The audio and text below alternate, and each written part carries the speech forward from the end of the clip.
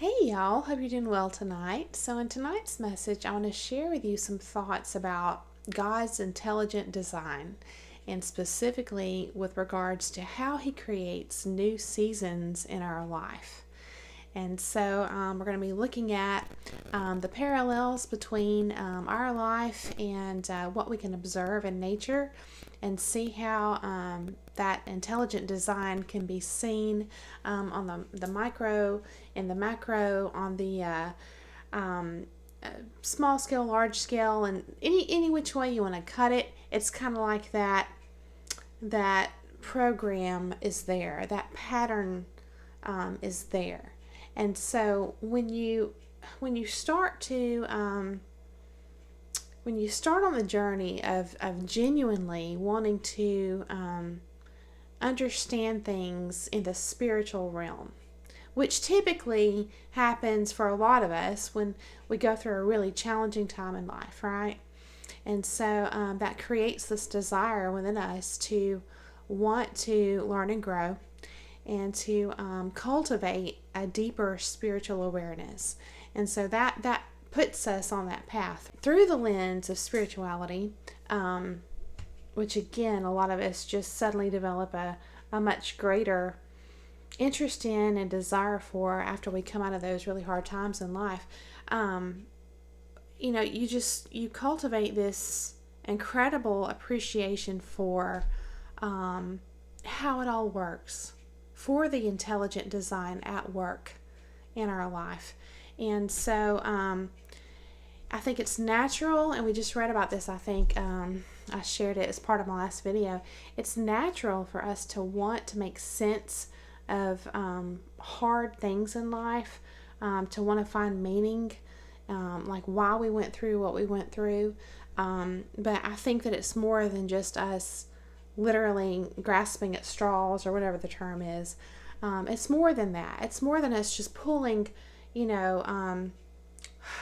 what's it called? Like confirmation bias out of thin air, just like trying to grab anything we can to make sense of it and feel like there was a reason. When you zoom out and you expand your perception, and you are able to observe, it seems to be the general consensus for a lot of people that and it takes patience sometimes. A lot of times it takes patience to come out of a really hard time, and then it's just an incremental process that you start to experience things falling into place. And it's kind of like you can just put the pieces together, like, well, if this hadn't have happened, then this wouldn't have happened, and if this hadn't have happened, then this wouldn't have happened. And you start to see the cause and effect that's at work in your life. And you start to see, again, I keep referencing, I think it's Romans 8:28. I'll modify and put it down below if I'm wrong on this verse, but it's where, the Bible says God uses all things for the good of those who love Him. So, because we're all going to make mistakes. Nobody's perfect, but there's a huge difference in people who live by truth and people who live by deceit. So at some point, when you are able to introspect and be honest with yourself, and have humility, to be mature enough to have humility, and want to self-correct and learn and grow. And some people never get there. And then I think for the rest of us, it's just it's a spectrum, once again. But where was I going with this? It's late, y'all. But we start to see how everything works together. Again, we start to live out that Bible verse. It becomes very real. We realize it in our life. You know what I mean?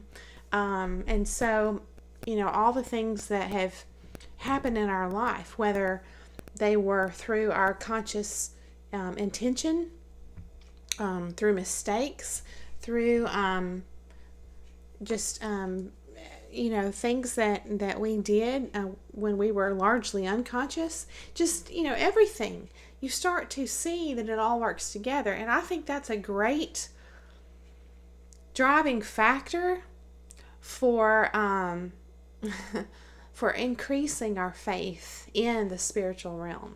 I know it has been for me to get to a point in my life where I see how literally these verses all become real and personal, and how it all comes together and it all works together.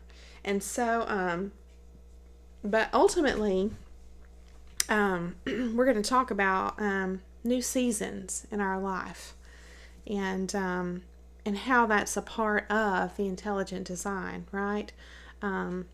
Yes, just realizing, being able to identify and understand a little bit more, and even appreciate the changing of seasons in our life.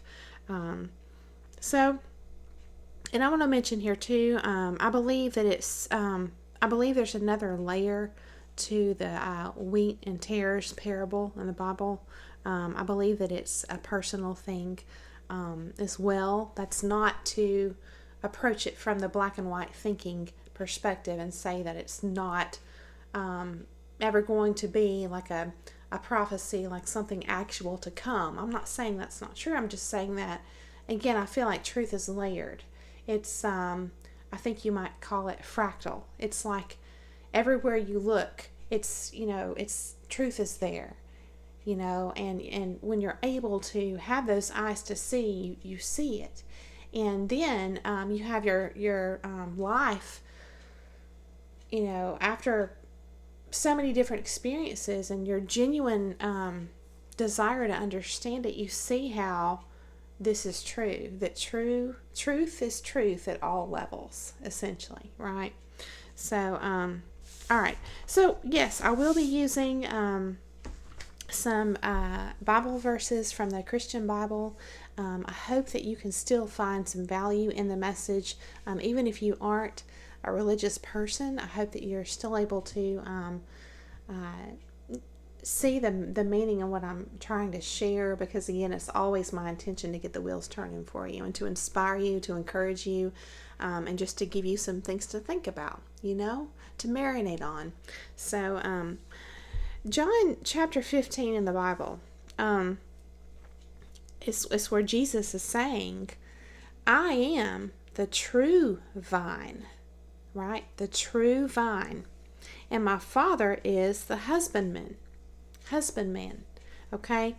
I want to note here that it says not just the vine, I am the vine, but the true vine. Okay, we'll come back to that in a little bit. But I want to focus on where it says, and my Father is the husbandman. Okay? What is a husbandman? It's one who cultivates the land. Okay, so what does it mean to cultivate? That means to prepare and use, right? Specifically land, right? For crops, for gardening. So verse 2 says, every branch in me that beareth not fruit, he taketh away. Okay, so, and also every branch that beareth fruit, he purgeth it, right? So you become purged in some way, right? You are purged if you are bearing fruit. It says that it may bring forth more fruit. So there's two things going on here. You have branches that don't bear fruit, those are taken away. You have branches that do bear fruit, and those are pruned. Okay? So just something to think about. I had a word come to me today in relation to all this, and that is the word assignment. So let's take a look at this. In the late 14th century, it meant an order. And from the late 13th century Latin, you have assignare or assignare, meaning to mark out, to allot by sign, assign, award, right? And then from signum, meaning identifying mark. Just kind of interesting.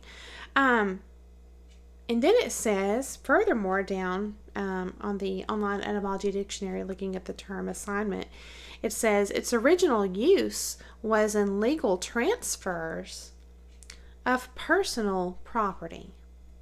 Okay, so take a look at 1 Corinthians chapter 6, verse 19. And I love how it opens. Again, so many places in the Bible where it's like the tone. It says, what? Like, what? Like, for real? It says, what? Know ye not that your body is the temple of the Holy Ghost, which is in you, which ye have of God, and ye are not your own? The ego tells us that we are our own, right? And so in a person that has more humility than ego, I think there's like even if you're not so much religious, there's a part of you, like your intuition, like a sixth sense, you might say, inside of you, somewhere down inside of you. It's like you know this truth, you know that ye are not your own. And what happens is you have these people who exploit that humility within you, and they just want to hop right in the driver's seat of your life, essentially. Okay, and so this is what it means to be on or be in this position with a person like this. They're exploiting the fact that we're not aware of what this really means. It's like you have the true light, and then the false light. It's like they're so similar. And that's why it's hard to identify deception in your life. When it says ye are not your own, well, the point there is that we belong to God. So it's like there's a piece missing, like a half-truth. When they know that on some level, again, like an intuitive level, we know that we're not our own, but the other part of it maybe is missing out of our conscious awareness. Maybe we know it, but it's not in our conscious day-to-day awareness. And so they're going to exploit that and want to literally lead and guide us in that role that doesn't belong to them, right? And so it expands from there. Verse 20 says, for ye are bought with a price. Therefore glorify God in your body, in your spirit, which are God's. So, yes, you start to see the issue here. When you are, under the spell of a controlling, dominating entity, right? All right. So I wonder if you can look back on the first time you began what felt like the journey that you were called to do. Like, was there ever a time in your life where you have like this nudging, this prompting, that this intuitive type spark inside of you that directed you on a particular path? I know I can look back in my life, and it's kind of like, I remember when I started that, and then I got busy with life. And then I felt the prompting again, and I started it again, but I was lazy. I'll admit I was. I was having, promptings early in the morning, but I didn't want to get out of bed. And so, at times in our life, we can be prioritizing the wrong things. We can be lazy. The Bible speaks against that. There's so many things that we can be elevating or idolizing this person who wants to fill that role of the central figure of our life, which belongs to God. We can be, is the word subjugate? We can be, willingly subjugating to this controlling person for their benefit, right? When we're really supposed to be working for the kingdom. You know what I mean? Again, if you're not religious, you might view this as in service to humanity in the spirit of love. So it's it's more than being out of balance. It's literally being on the wrong path, but it's hard to tell sometimes. Again, because even Satan was described as an angel of light. So you have this true light and true vine, and then you have the false light and the false vine, right? So, but maybe, if you look back on your life, about when was the first time you feel like you felt a calling, for like a big purpose in your life, something that really resonated with your soul. You know what I mean? Maybe you tried several times to move forward with it, but maybe life got too busy for you too. And another thing to think about is some relationships in your life, friendships, romantic relationships, a marriage, close family members, whatever it is, that became losses to you. I'm not talking about a natural departure, death. I'm talking about a loss of the relationship, something unusual. Okay. If you think about these two things, times in your life when you were attempting to follow a calling and the different relationships in your life that became a loss, I wonder if you are able to see a connection of some sort, with the timing, if there's any kind of correlation, because I was able to do that. Just something to journal on and think about, if you want to. So again, the branches that don't bear fruit are taken away, and the branches that do are pruned. Okay. So if you are trying at some point in your life actively to follow this prompting you have in your spirit, your soul, this calling, even if it's just 5 or 10 minutes a day, or even 5 or 10 minutes a week, whatever it is, if you're being obedient to that calling, again, it's going to be a good, peaceful, loving calling. It'll be, in service to humanity. It'll be for the greater good. I feel like typically, it'll always be rooted in love. But it may not be like on the grand scale with regards to service. It may just be within your own family or one person or whatever. But it'll always be, good, never negative. So, but a time in your life when that was happening for you, when you were being obedient to that calling, did you experience pruning during that time in your life? There may have been times when there wasn't really any pruning, but there may have been times when there was. And so I just want to speak on that.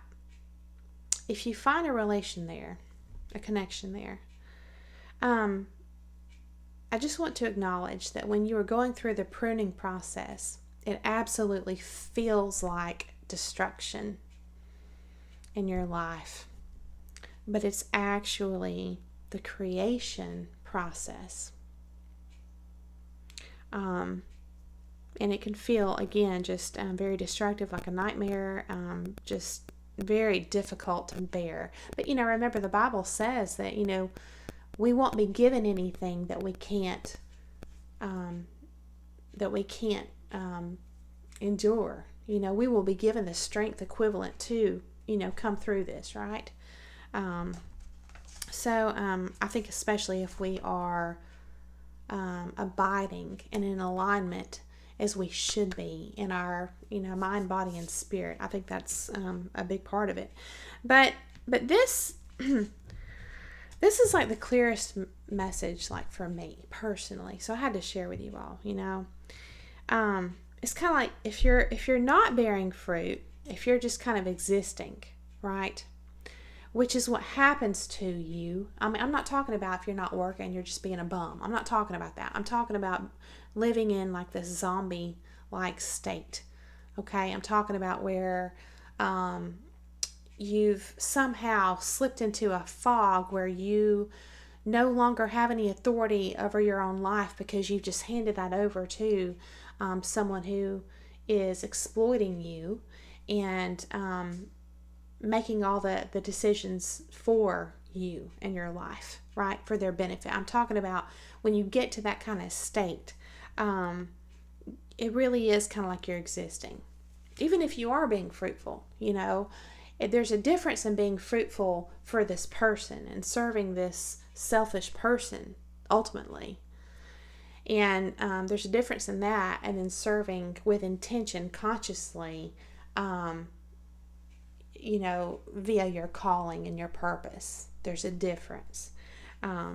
Even though I feel like God always wins, because He's always going to use, whether we're conscious or not, He's going to use, the good and the bad and everything. Everything is used for the good of those who love Him. That's what we're told, right? Okay. But when you're not bearing fruit, when you're in this state of just existing, it's kind of like you're in the land of the dead. You feel that way. You feel like it's right around the corner. I mean, everything's just on this grand decline. It's awful.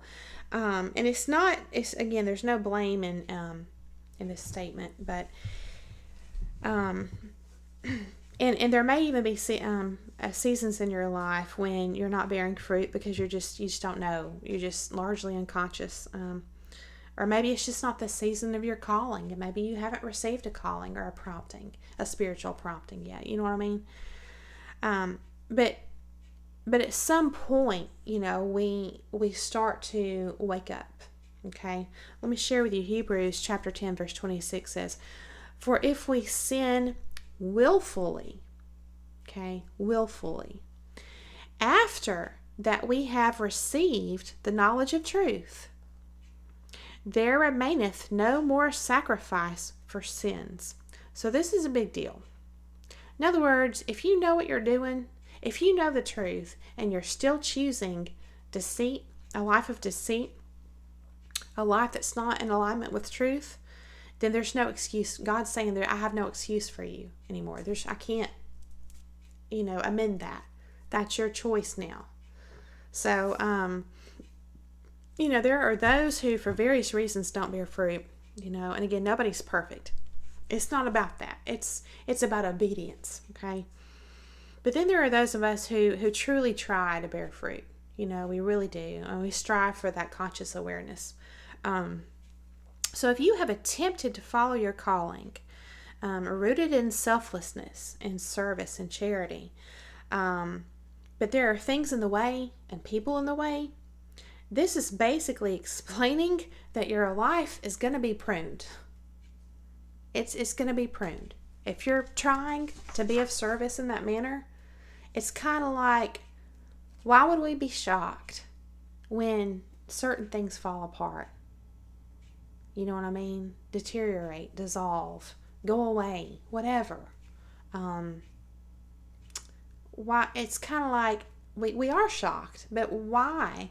If we're already told this, it's like it's laid out before us. But I think sometimes even if you are a spiritual person and you have faith in, the Bible, when it happens in your life, there's like this disconnect where you're not able to identify it.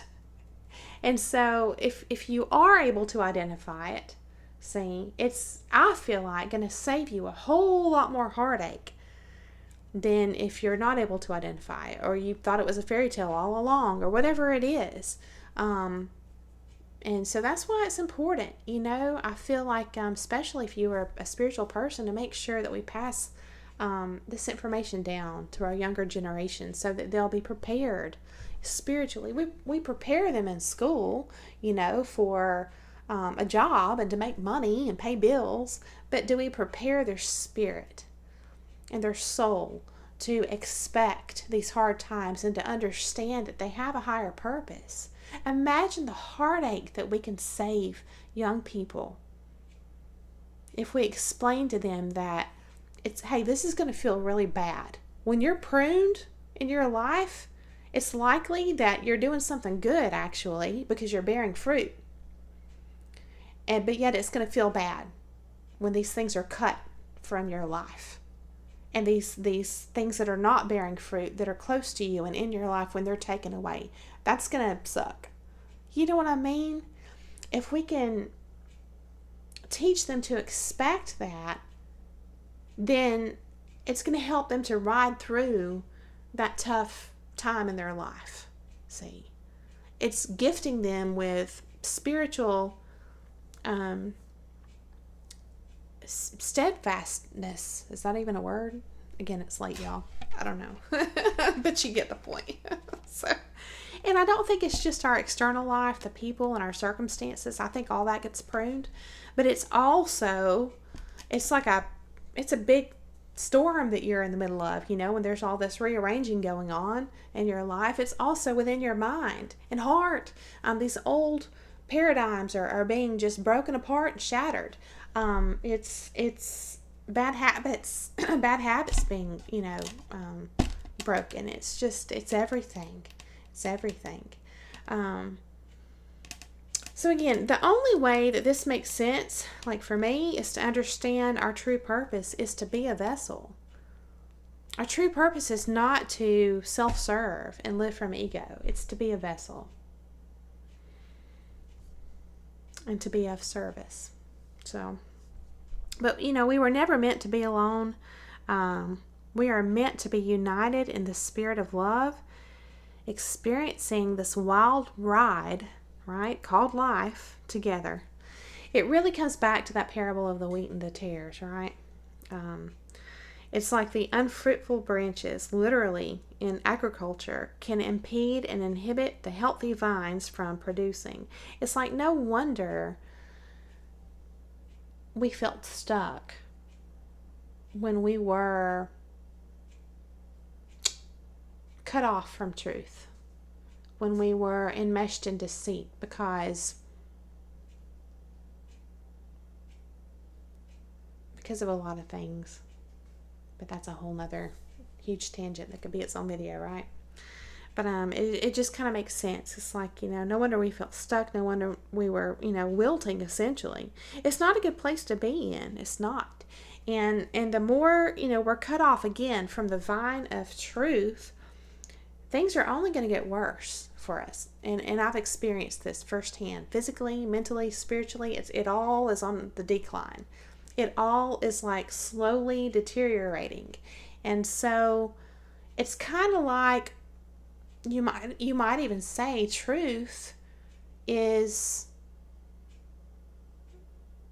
what we need to sustain life. That life force energy is only sustainable when we are in alignment with truth. And when we have these branches, these unfruitful branches in our life that are just in the way and soaking up all the sun that our branch needs to produce, and they're just here competing and being selfish, and it's not going to work. Those are going to be taken away, and then you also will be pruned. So it just helps. It really helped me to read this now at this stage of my life, after going through everything I have, and to understand that this is the process. This is the refinement process for more creation, for a new season of new things. That's huge. And we get to experience it. Don't forget that. It's not all about just pruning and that's it. It's not all about just destruction and losses and that's it. It's not. It's for production. It's for more fruit, and good fruit at that. So just please be encouraged, So let's go back to John 15, verse 1. Again, it says, Jesus says, I am the true vine. Okay, I see this like grapevine. It's the word grape and grapevine is a descriptor, right? It's describing what kind of vine it is. So the word true, I see, is also, I see it as, it's also a descriptor, okay? The true vine. So if someone's spirit is one of deceit, they are not on the same vine as truth, okay? It's a different fruit, right? So the message here is that truth will prevail, but it requires pruning. And in our lives, it is painful. It is painful. I'm reminded of Alice in Wonderland, where the old cartoon, anyway, like from the 80s, um, the flowers can talk and dance and sing. And I don't know if it was that cartoon or a different one. I think it was that one. It's been many years since I've seen it. I think when the gardener or somebody came in and they were cutting, it's like they were saying, "Ow, ouch!" And they were crying, So, but yeah, just imagine, if your trees could cry verbally out loud when you're pruning them. You know what I mean? Of course, pruning is going to be painful. It's like, okay, yeah, this totally makes sense. But don't stop there. Understand the purpose of pruning. There's a purpose for it. You know what I mean? So it's painful, but the thing is, again, it doesn't have to be confusing for us on top of that. It's going to be painful, but it doesn't have to be confusing. If we just understood before we went through all this, hey, this is a natural part of life. We all go through these different seasons. We're all going to be pruned at some point. You know what I mean? Or removed, depending on if we're not being fruitful at all. So I guess God can really work on us, whatever it is. You know what I mean? Yeah, it just makes sense for me now. Yeah. So if you think about farming, when does pruning take place? I was looking up, for grapevines, and it says like even March and April, even into early spring. So, understanding the seasons, again, looking at nature is, just one part of truth, like examining a little, part of that as a template. We can start to apply that and see, okay, now this actually makes sense. I've lived this. So it has to be true. It's true everywhere you look. See? So, it's just understanding those seasons, because after, the grapevines are pruned in March or April, well, then it's springtime. It's time for new life. It's time for new life. How does that feel, for you when you hear me say that? Does it feel right for you? Just listen. Learn to tune into your gut, your intuition, Do you feel resistance? Because if you do, it may not be the right time for that, for you to be receptive. And I think that, again, in order for there to be something new to come into your life, you have to be ready for it. You have to be in a state of being receptive, So, yes. So we may not understand God's timing, but consider that maybe God doesn't waste time. Okay? Maybe it's only us that wastes time. Okay? Because, He gifts us, He gifts us with the free will to do that if we want to waste time, right?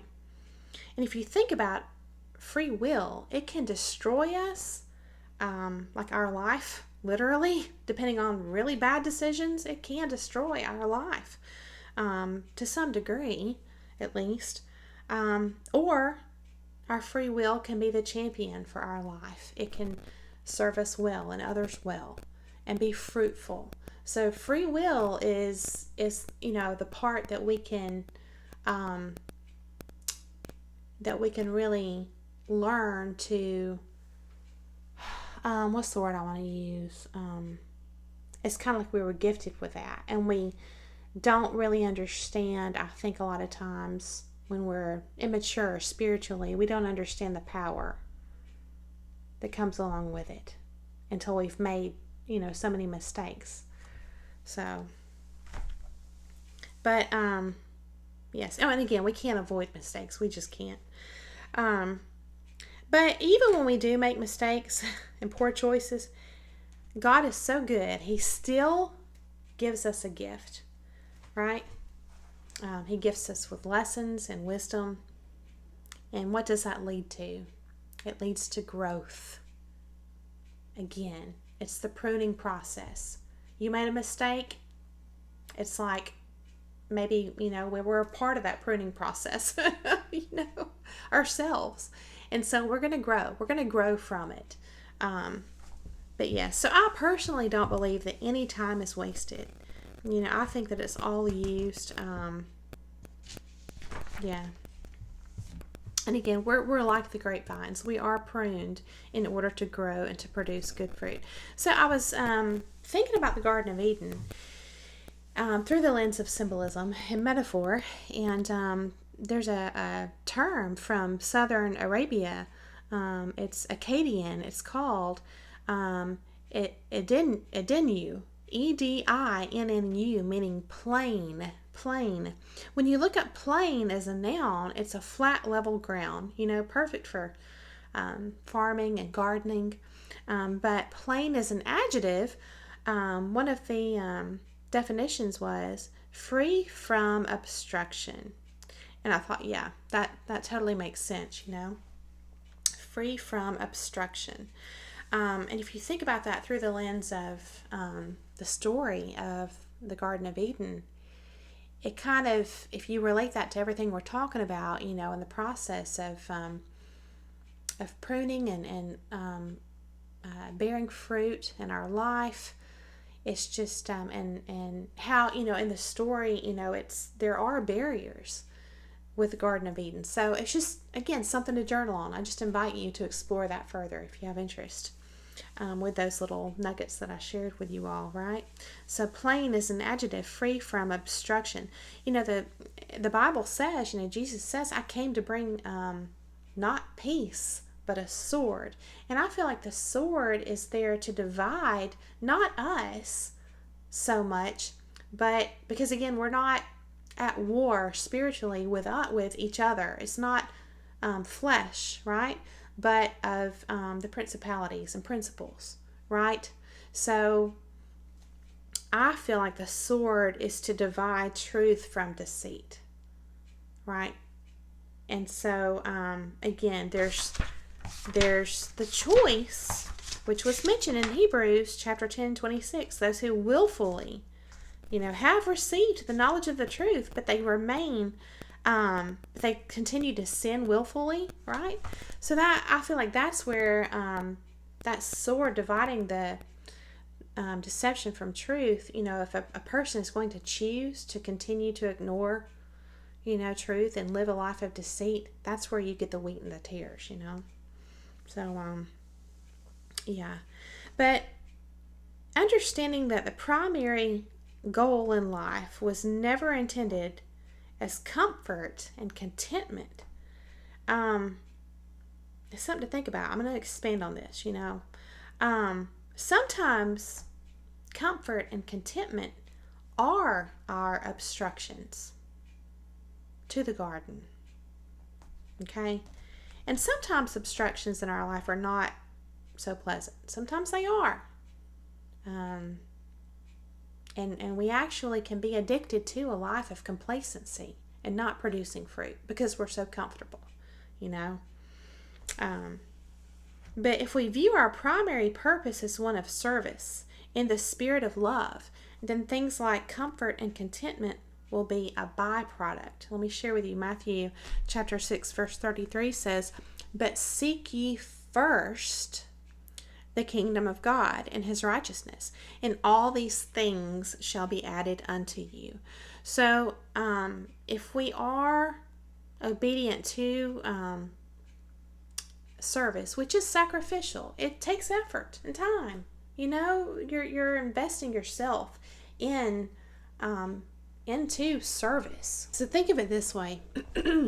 If we seek comfort and contentment without working for it, it's like John chapter 10 verse 1, which says that it's like instead of going in the narrow path, the right, correct, true path, the door,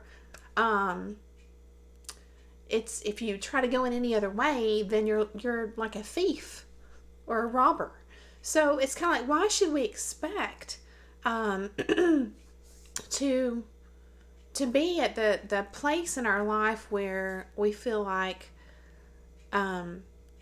this is where we're supposed to be. This is our purpose. This is, you know, this is contentment for us. Why should we expect that to just fall in our lap or to be a byproduct of our serving ourselves, any kind of egoic efforts in this life, as opposed to serving the kingdom in the spirit of love, one another, humankind, right? Our brothers and sisters. I mean, just living a life of service. And so I think when I read, Matthew 6:33, when it says, "Seek first the kingdom of God and his righteousness, and all these things shall be added to you," to me, that's explaining the right way to get those things added to your life, by seeking the kingdom first. And so a lot of times we think we are seeking the kingdom, but it's not first in our life. And so life has a way of making those adjustments. It's like a correction process, right? It's not fun, but it's always worth it. Always worth it. So, it's, if we didn't earn that contentment, then to me it's false. So, I hope that this has gotten the wheels turning for you. I hope that it gives you some comfort in seeing the bigger picture and just understanding that, a new season in our life requires pruning, right? Especially when we are using our free will in the right way by consciously aligning with truth, meaning not just us telling the truth, but admitting the hard things to ourselves about the people and the things in our life that are not in alignment with truth, or there's something off, or there's, it's kind of like being strong enough to see, the false light in all of its manifestations in our life, in our, immediate atmosphere, environment, being able to identify those things and being strong enough through faith and patience and believing. Belief is a huge part of this. Belief is a critical component, in my opinion, to the creation process. So believing the word, believing that there is truth to this, and so I do believe that, again, pruning is required for that new season. And I just hope that you can focus on, instead of the pain of the pruning process, I hope that you can focus on the purpose of it and look forward to your new season. If you're not quite there yet, just look forward to it. Get excited for new things to come. Try to make that shift inside of you to one of not just baseless hope, but faith that's rooted in ancient truths that have been passed down, for centuries, and that this is all part of, again, the grand divine design, and we are a part of that, and again, it's observable, in a lot of different areas in this reality, nature, for example. So just take heart, and I hope that this has, again, been encouraging and inspiring. I hope you enjoyed it. And I enjoyed presenting it for you all. And I just hope that you have a beautiful day. And I look forward to seeing you again very soon.